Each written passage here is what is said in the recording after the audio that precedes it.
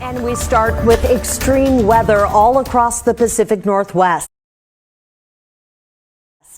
In Tillamook County, the Coast Guard is helping with evacuations at this RV park. We just got these pictures into the newsroom. Now, the RV park is between two creeks and both have flooded. The only bridge to get out is failing.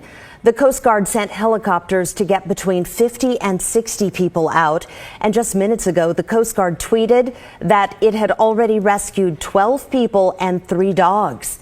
And then this map shows you exactly where the RV park is. It's in the town of Neskowin, which is just south of Pacific City. Meteorologist Chris McGinnis is joining us live. He's tracking all of this for us. Chris, it's been raining all day long. It has. It's been raining hard. There's lots of standing water ponding on the roadways. We've had numerous crashes on the freeway. One major one, I can tell you, just cleared up in Clark County. Here's a look at where we stand so far. A little math humor. You like pi? 3.14 inches unofficially.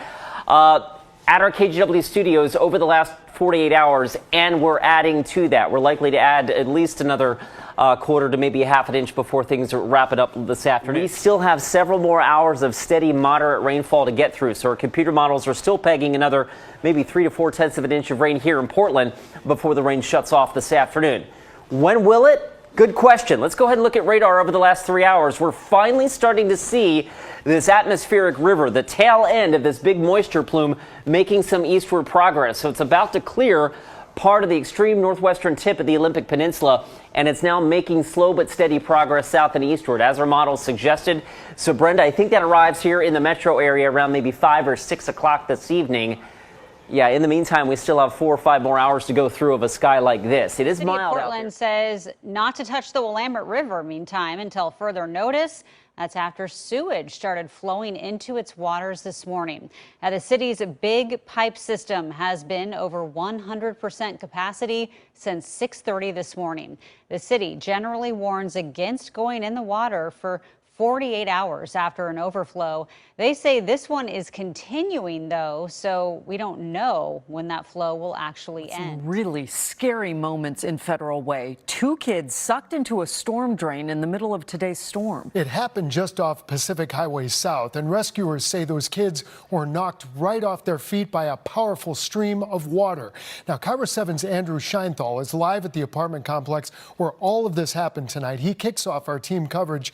And Andrew, this could have had a really tragic ending.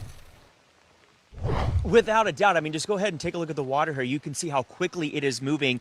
Federal Way Police tells the kids got trapped in that current, and it pushed them through a tube underneath the water into this concrete tank. Now, police say tonight those kids are lucky to be alive, and it's all thanks to a ladder that they were able to grab onto.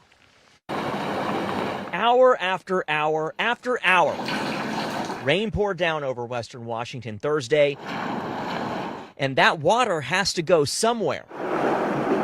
Unfortunately, it took some curious kids with it. You wouldn't even think that would be possible, so that's really scary. Federal Way police say 2 12-year-old boys managed to get themselves stuck in a storm drain. They say this happened after they were playing in runoff water in the woods outside the Kitts Corner apartments off of Pacific Highway South.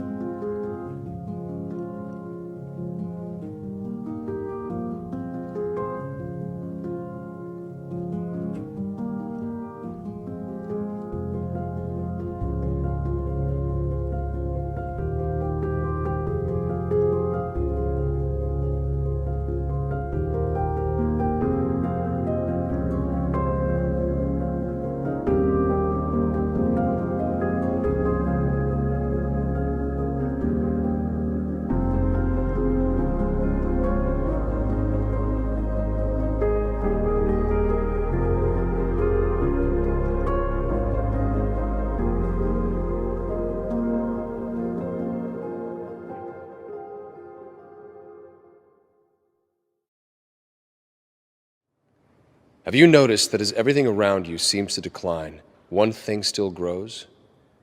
It is the power of your rulers. None of their plans and directives have solved your problems or made your life better. The only result has been their increased control over you at the cost of your freedom. Do you know why? You gave them the power.